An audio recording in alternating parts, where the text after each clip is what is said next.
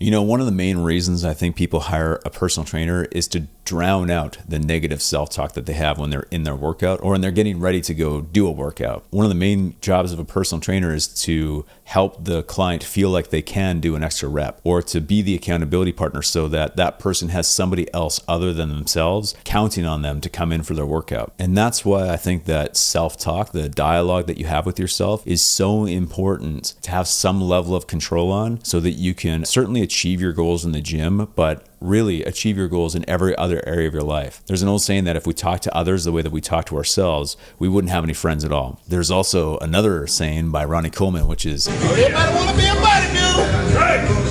So nobody want to lift this heavy ass weight. Go! Yeah. I do it, go!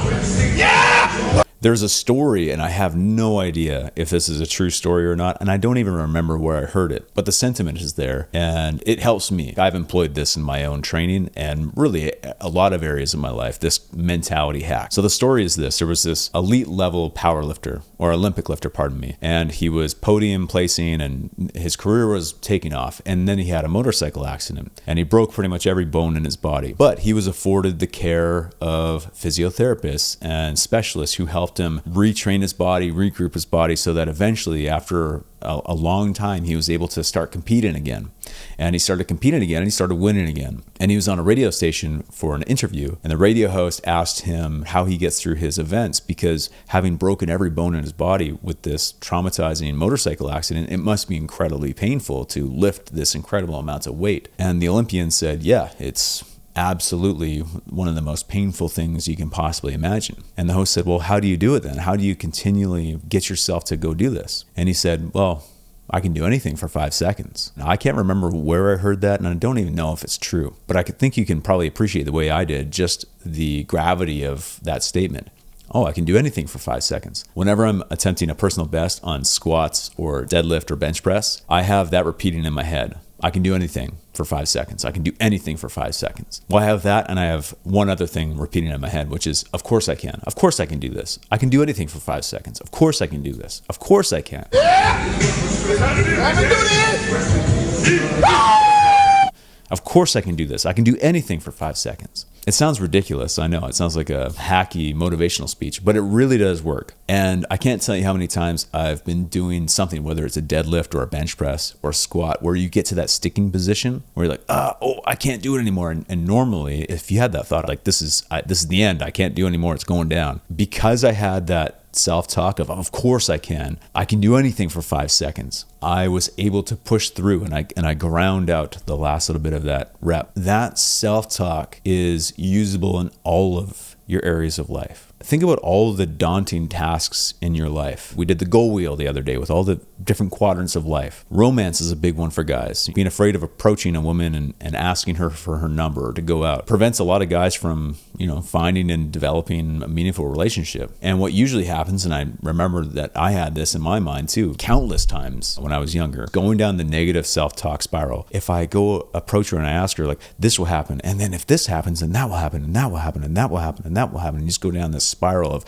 what ifs, and you create this whole story why this is gonna just blow up in your face and be the worst thing that ever happened to you. What would happen if you took control of that inner dialogue and just had a mantra, one sentence or 2 sentences, so that negative self-talk couldn't come in, and the self-talk that you were actively repeating in your mind was fortifying the goal that you were going after, the thing that you were trying to achieve, the thing that you were trying to do. The reality is that all of the things that you fear in life, the things that you want to do but you're preventing yourself from doing, if you were just to get over that initial step, the fear of taking that initial step, you would realize just how easy the whole thing is. Once you get past that first step, it's easy. The fear of taking that first step is what prevents most people from achieving anything in life. It's like a cold shower. A cold shower isn't the most enjoyable thing. Actually, I shouldn't say that. A cold shower can be enjoyable once you're in it. But the worst thing about a cold shower isn't the cold shower. It's thinking about the cold shower. It's like, oh man, I really don't want to jump in that cold shower. It's going to really be awful. And you start thinking about the cold shower. You haven't even got in the shower yet. And you're thinking about how miserable it's going to be, how cold it's going to be.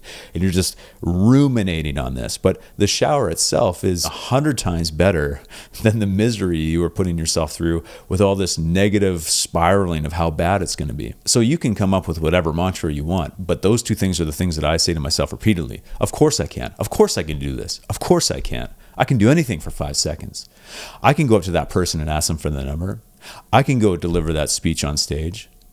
I can go ask my boss for a raise. Of course I can. I can do anything for 5 seconds. All I have to do is go up and ask. It takes less than 5 seconds. You just have to get over that initial hurdle. As soon as you get over that initial hurdle, it's like the pressure release valve is released and the weight's taken from off your shoulders. Another thing that comes up for me personally when I'm in the gym is phoning it in on an exercise. And what I mean phoning it is like, this is enough. That's enough for today. And what really helps me is thinking about that phrase, how you do anything is how you do everything. You should have a pretty good idea of who you're trying to be, the aspiration of what you're trying to achieve in your life, the type of person you would like to present yourself as. Think of all the things that you do in life as either in support of that or tearing that down. How you do anything is how you do everything. So if you're doing an exercise and it's getting exhausting, and you're like, I told myself I was going to do 10 reps, but I'm just going to quit at 8. It's pretty easy to quit if you just think of it as like, I'm going to do this exercise again next week. What does it matter if I just do 8 instead of 10? But if you look at that action of giving up as tied into the larger version of yourself that you're trying to create, then you'll start to realize just the impact that this could have. So rather than being in the negative, I would recommend that you be in the positive. So rather than like beating yourself up for thinking that you want to give up at 7 reps or 8 reps, flip to the opposite of that, which is I'm the type of person who finishes this. I've always finished my exercises. I always finish my workouts. I always do